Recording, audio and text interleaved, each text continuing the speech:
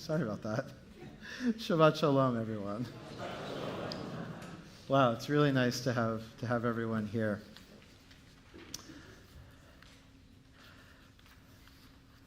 The Shabbat before Pesach might be called Shabbat HaGadol because really, who could anticipate anything greater than the knowledge that liberation is within arm's reach?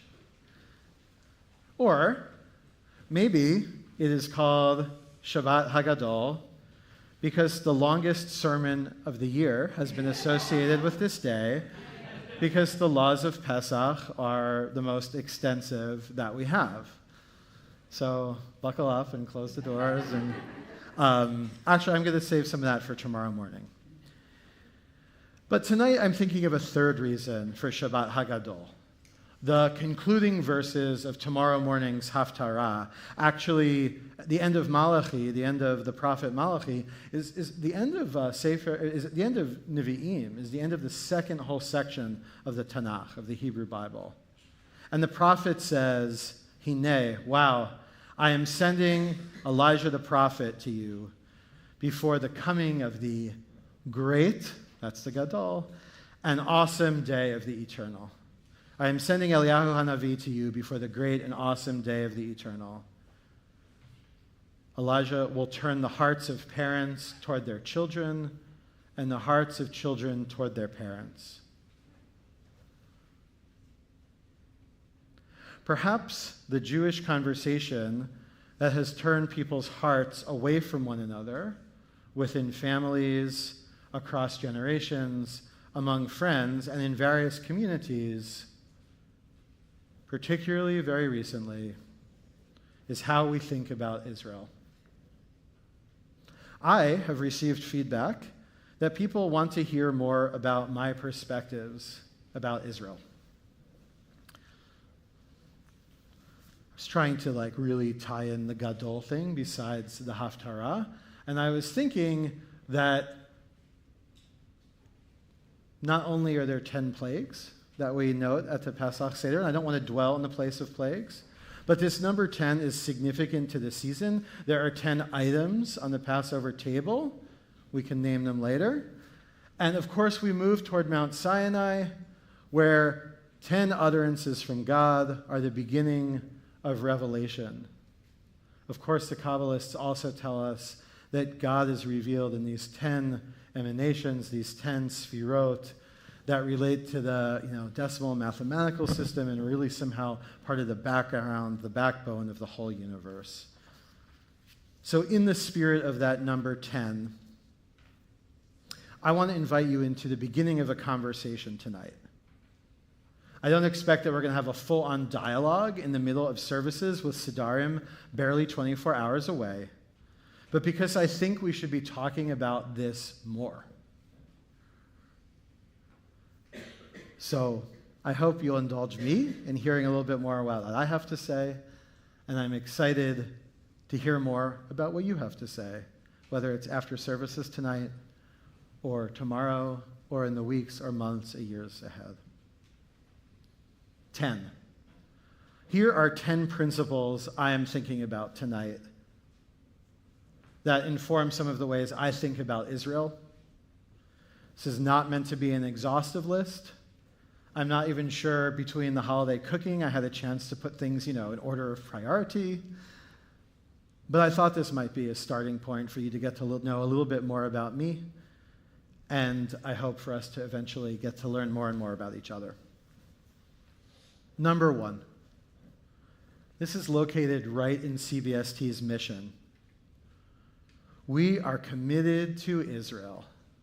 We are committed to Israel and engaged in supporting efforts to secure peace, justice, and equality for all. I'm going to say it one more time. We are committed to Israel and engaged in supporting efforts to secure peace, justice, and equality for all. I embrace this statement, and I appreciate that this statement can mean different things to different people. I've asked a little bit about the history of how we got to this statement, and my sense is that it was intended to be a broad, big tent kind of statement. Some of us might hear the word Israel and first think about the land.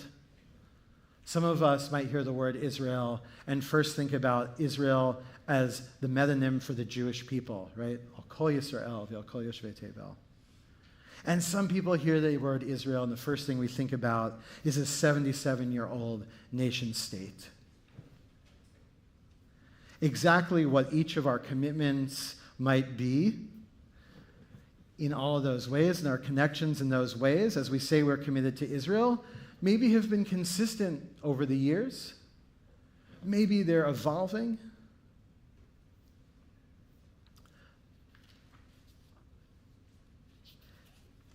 But, so I wanted to get this right in my order of things. But striving to be a congregation whose proverbial tent is getting larger and larger, I hope, means that each of us might interpret what commitment to Israel means in a different way. For me, that commitment starts with the Jewish people itself. Because half of us, and some of you are here, I'm not sure where one just went, live in the land. And the second part of the statement behooves each of us to ask what our individual role might be in securing peace, justice, and equality for all. How can I, how can you, each of you individually, how can any of us be most effective, both to be committed to Israel and to be engaged in supporting efforts to secure peace, justice, and equality for all? Number 2, we are a community that has centered and honored each other's stories, learned from one another, made welcome the backbone of this community from our inception in 1973, long before Love Wins moved the needle on marriage equality. We have tried to do that right here at CBST. And we have been so successful in so many ways for our 52 years, and that should never be taken for granted. It may mean that CBST is the institution that knows first and foremost that it is important to provide extra love for people who are feeling vulnerable, because we've done it since the day that we were founded. And that extra love means collective freedom of expression for queer people wherever we are. People in this room, people throughout our city, go from here all the way around the world. Queer people who are Jewish, queer people who are Palestinian, living in the land. There is a lot of love in this room, and I'm looking at you all online as well, many rooms, but starting with this room. People often characterize their CBST experience as joining a family. People who come here and stay here often say, wow, I feel like I came home. I feel like there's so much love. I feel so welcome. I feel like this is home away from home. I feel like this is a second family. So love can mean connecting with lots of people that we have something in common with, people with whom we agree.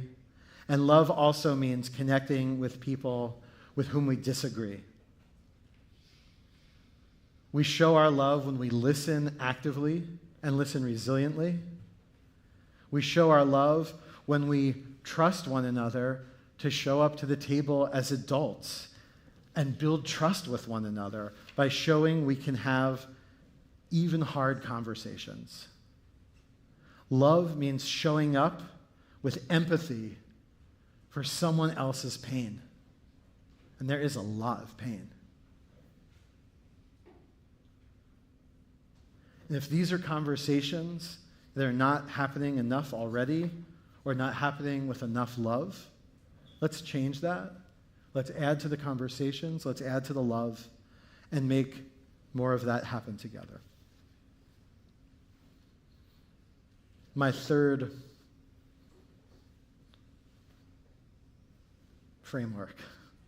approach. Sometimes we learn something new by reading it or hearing it. But we know that people retain more knowledge through some sort of experience than just being told something or reading it or studying for the exam, right? Even writing the exam itself is an act of learning more, some would say, than actually studying for it. So when something is demonstrated for us, or we actually get into something, we can learn more. I do not live in Israel. I am not Israeli. And knowing that some of you in the room are, I say this with as much humility as I can muster. But I do want to say that since the year I lived in Jerusalem during rabbinical school, and that was 26 years ago, I think it is safe to say that I have spent most of my downtime in the land. Lots of trips based out of Jerusalem. Eventually trips feeling like I had become more of a Tel Aviv person. And this is a big debate among Israelis. Like, are you a Yerushalmi or a Tel Avivi? And recently, in the past couple of years, where I've also spent some time in Hebron in the West Bank, some of my Palestinian friends there sometimes think that I'm a little Khalili, Hebronite as well. I am committed to the people. I am awed and saddened by the history, and I try to remain hopeful about the future. I try to have experiences when I am there in which I am learning not by reading, but by interacting with people, by experiencing things with my own senses. And while I try to avoid putting anyone in a position to need to credential themselves to speak authentically about the experience of Israelis or Palestinians, I like to think that my own choices about being there as much as I can are also actions that might speak louder than words. I am committed. And I am happy that here at CBST, even though we're not getting on a plane every day together to go there, though I guess if we left now, we could be there in time for the Seder. I'm so happy that this congregation has made efforts to center Israeli and Palestinian voices, to hear about the conflict, to hear about despair and hopefulness directly from people who are living there full-time, to learn about the possibilities of what looking forward might be. Number 4 is language. If you've walked down West Broadway or exited the PATH train in Tribeca, you might have passed a place called Amish Market. This is not necessarily an advertisement, but I remember, I don't know if the signs are still there, the signs in the windows of that location where people might pick up some food to go or sit for a cup of coffee said, "Seating for Amish customers only." Seating for Amish customers only. Like, I really did a double take the first time I saw it, and then I realized what was happening. You're all with me here, yeah? Okay. Language is so meaningful, right? In our tradition, words themselves create the universe. Baruch she'amar v'haya olam, we say every morning. Blessed is the one who spoke, and there was the world. Right? Vayomer Elohim yehi or. God said, "Let there be light." And it wasn't that God started to form things afterward. The words themselves, "Let there be light," somehow brought light. That is how powerful our words are. So I am aware that words like pro this and anti this, choose your insert, Israel, Palestine, Zionism, anti-Zionism, words like indigeneity, colonialism, I support Israel, I support Palestine, all these kinds of things might mean something really specific to us, but when you say them out loud, the person who's hearing them doesn't necessarily know exactly what they mean to us. So we sometimes I believe, maybe most of the time, would do well to actually explain what we mean in words that, for better or for worse, are not buzzwords. I remember when I was interviewed to be the rabbi of CBST, I was asked what my definition of Zionism is, and by that definition, was I a Zionist? And what I said, I believe, more or less, some of you were in the room, so please correct me if I'm wrong, is that if we are defining Zionism as a right to Jewish self-determination in the land, I can absolutely get behind that and identify with it. And I am worried that is not the way the word is heard, for better or for worse. And in my experience, the word has been used to divide. So has the word anti-Zionism. I don't just mean Jews from each other or Israeli Jews from American Jews, Palestinians for Jews, but the irony is that I believe if you add it up, most of the people using the word Zionist to describe themselves are actually Christian nationalists. The distinct supermajority of people using that word. I'm not saying it means people shouldn't use the word, but I'm saying we should probably explain what we mean if we're using the word. Because I think we have learned right here in this country how language is being used, how we are being used, how our story, how our holy land is being used by others to divide and conquer, and it is not good for the Jews. This brings me to number 5. I believe in Jewish self-determination in the land, and I believe in Palestinian self-determination in the land. And for me, a big red line is this notion that's been amplified recently by the President of the United States that somehow people should leave the land, that people should get out of Gaza. This is absurd and it's offensive. It's as absurd and as offensive as telling Jewish Israelis to go back to Poland. Some weeks back, we had a group of Jewish Israelis visiting services, and one of our visitors was surprised that CBST's prayer for the return of people held hostage in Gaza also included a prayer for the welfare of people in Gaza among people in the whole land for whom we're praying. And they asked me something like, so are the Free Palestine people welcome at CBST? I thought for a minute, and I replied that if by Free Palestine, someone means that every person between the Mediterranean Sea and the Jordan River has enough to eat, has freedom of movement, has self-determination, has safety, has security, has justice, no problem. You are welcome here. But if it means that anyone has to leave the land, if anyone has to leave the land, that is a red line for me. Number 6, people should be able to feel pain without having to apologize for it or without having to credential themselves. Some Jews with deep connections to Israel and in Israel still have ongoing and complicated grief because there was so little time to mourn on and after October 7th. Because Israel was called out so quickly. Because the whataboutism was right there. And that was both before and then ongoing after Israel's response. Some Palestinians cannot talk about the thousands of people that the IDF has killed, the tens of thousands of people that the IDF has killed, without being interrupted to be asked, but do you condemn Hamas?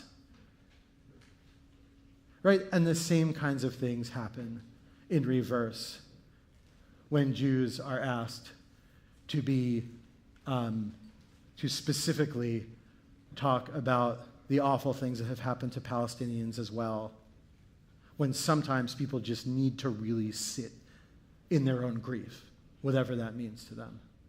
And I know that sometimes in this community, we are really, really clear that we need to acknowledge everyone's pain one by one by one, that different pain can coexist, but let's also give each other the grace, and let's give people not in the room the grace to feel whatever pain they're feeling, and not make assumptions about someone's ulterior motives if they're wearing a keffiyeh, or their ulterior motives if they're wearing a yellow ribbon. There's a lot of pain. Number 7, I believe in creative frameworks to think and rethink about this. One of those frameworks for me is the framework of hospitality. This is the land that we associate with Abraham's tent, the land where we imagine that Abraham and Sarah welcomed visitors from afar. We're at the crossroads for people on journeys and where people were brought into that tent. Is there a way to reframe some of the history, some of the politics through the lens of what does it mean to be a good guest? What does it mean to be a good host? That's one idea. Another idea is, what about taking a step back from this conversation about boycotts and divestment? 20-something years ago, Jewish professionals would often be trained to say, there's this divestment movement that's starting to happen. What is the opposite? What is the opposite of divestment? What's the opposite of divestment? Very good. Okay. But you know what's happened, in my opinion, in 20-something years? The opposite of divestment has become anti-divestment. And I get that like a negative times a negative and whatever with all the math stuff, but I think that a lot of time is being wasted when there's still the possibility of saying, what does investment look like? What does investment in the future that we really want for all people in the region to look like? I think there is a possibility for people to come together who come from a lot of different perspectives to have that conversation and think about what we want to invest in. I think as Jews, we also have to grapple with some of this language of settler violence and really consider what it means that the state of Israel has allowed violence to happen between civilians, specifically from Jewish civilians to Palestinian civilians. And there have not, as a general rule, been real consequences for that violence. I don't know that demonizing settlers is a pathway for that. I think asking real questions about what we want Israel to be is a pathway to that.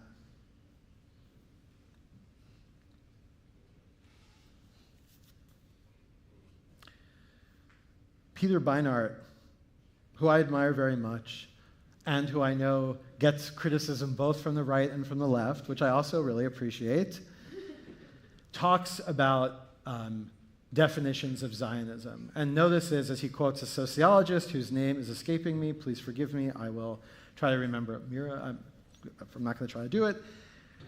That when you ask people about their Zionist identifications, when you ask people specific definitions, right, that something along the lines of like, does Zionism, are you a Zionist? And by Zionist, I mean, do you feel emotionally connected to the land, to the people? 70% or so of American Jews are saying yes. Right? Do you believe in a democratic Jew? Yes. But then when you start to ask a question along the lines of, do you believe that there should be a place, a country, in which Jews have rights that other people don't have, the statistics are reversed. And 70% of American Jews would not identify as a Zionist based on those criteria. And interestingly, from my experience, people who might describe themselves as anti-Zionist or non-Zionist actually start with that same premise, that they don't believe that there should be a society where Jews have rights that other people don't have. And I think for me, another creative way of approaching conversation between people and productive dialogue is starting with that huge overlap between people who might describe themselves as Zionist and people who might not, because I contend that the majority of people in both categories actually have that specific piece in common, and that is a good place to start. I know that for me, over the years, I have become less and less certain about what a political solution looks like, and I know that I have become more and more certain that hearing people's stories is central. That means talking about the Nakba, the displacement of hundreds of thousands of Palestinians in 1948. That means talking about anti-Semitism, and that being real and feeling real and inherited for generations for Jews. My spoken Hebrew has been pretty solid for a long time, and being able to hear people's stories is actually, is the primary reason why I started working on Arabic 2 years ago, because I felt like I needed to do more to perpetuate making sure that everyone's stories could be heard. Number 8, I want the Jewish people to be safe, to be secure, to flourish, to bring creativity to the world, from great Torah to great technology. I'm not convinced that Israel is perpetuating all of that safety, security, and flourishing right now. And I really want Israel to morph into something that does. And while I never want to be naive enough to think that anti-Semitism isn't a real thing, that it's complicated, that it's insidious, that it's maybe one of the oldest hatreds, I also don't want people to jump to the conclusion that criticisms of Israel or using language that names Israel's military actions against Palestinian people or state-ignored civilian violence as deplorable is somehow anti-Semitism. Particularly because we're seeing in this country more plainly and more plainly every day how October 7th, how Jews, how some of the greatest perpetuators of anti-Semitism are actually telling Jews who is a Jew, who is the right kind of Jew, classic anti-Semitic tropes in themselves. So many claims of anti-Semitism are being used in ways that are not and will not be good for the Jews. Number 9, our future is intertwined. Jews with each other here, Jews with Jews around the world, Israel foremost among them because that is where half of us live. Jewish Israelis in the land of Israel, Palestinian Israeli citizens and Palestinian non-citizens in the land. Sometimes I feel angry because I don't think the state of Israel is living up to the Spider-Manian, is that a word? Motto that with great power comes great responsibility. There are big scales on which people are being killed, entire families being erased. And while I get that sometimes Israel has been held to seemingly absurd standards, I also know that Israel still calls itself the Jewish state. So of course, as a Jewish leader, I want Israel to reflect the best things that Judaism stands for. And that includes collective redemption. Maybe that begins with collective redemption. Sometimes I feel sad about the missed opportunities that there have been for the better part of a century when people are separated from one another, when people who have had a lot in common and clearly have history of sharing a land, productive history of that, could do that more. My number of 10 is kind of simple, which is violence begets violence. I was an early signatory of a call for a ceasefire when I lived in Rhode Island. It's a small state. So when a bunch of Rhode Islanders sign on to something asking their congressional delegation to consider advocating for that, that was my answer at the time, at the end of October 2023, to answer how I could be most effective. You might have asked yourself a similar question at that time, and your conclusion might be entirely different, and that's okay.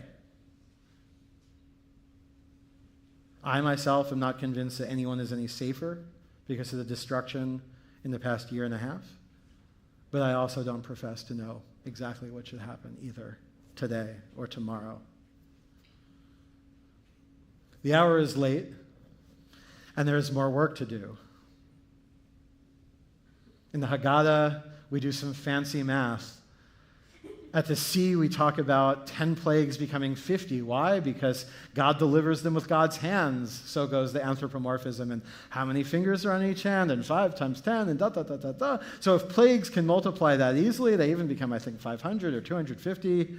Let's also make sure that the things that are not plagues, that emanations of God, that symbols of liberation, that values can multiply as easily. So in that interest of 10 times 5, I want to name for you 5 things I'm thinking about here at CBST.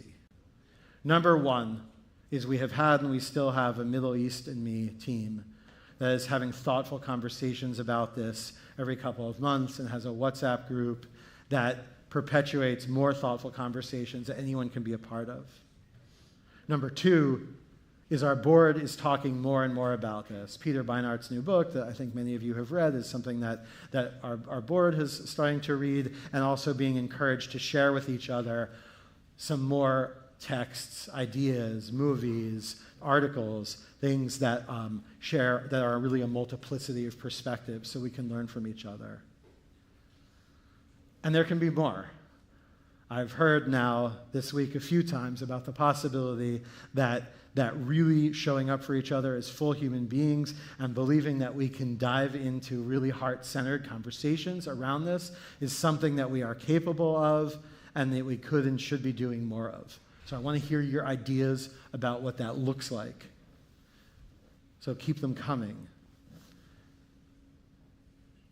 Number 4, in case you're not exhausted enough from Pride Shabbat, this is a good save the date.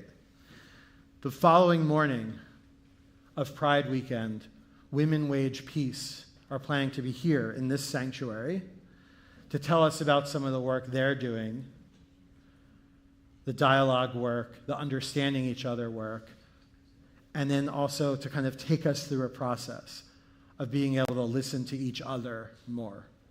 Maybe we'll get to do that in more of a structured way between now and then, but I was excited about the opportunity. Thanks, Roseanne, for helping me get there, to get that on the calendar. And as long as we're saving dates, take this as the pre-official, official announcement that we are planning a trip to Israel next February. We're in conversations with a tour provider called Mejdi Tours that specializes in hearing multiple narratives in regions of conflict. We've been talking to them about some of the exciting things that our congregation would love to do in the region, to dive into LGBTQ issues, to connect to art, to really hear from partners on the ground doing exciting work, interfaith work. And so if you have any thoughts or input on that, that would be great. But it is possible that as soon as after Pesach, we will officially announce that. I guess I sort of just did. But we'll have a little bit more of a structure on how you can indicate your interest and give us a couple $100 for a deposit or something, and then move toward the process in which you'll learn more about the trip and firm up participation over the summer and then after the high holidays. Rabbi Werber and I are really excited to be in conversation about making this happen, and I hope that in conjunction with that there will be a lot of opportunities, both for people participating and people not participating, about diving deeper. Thank you for listening. I'm excited to listen more to you, and I hope we get to really do that for each other on this great Shabbat and on every great Shabbat and in every great moment in our lives for which we are grateful. Shabbat Shalom. Shabbat Shalom. We're going to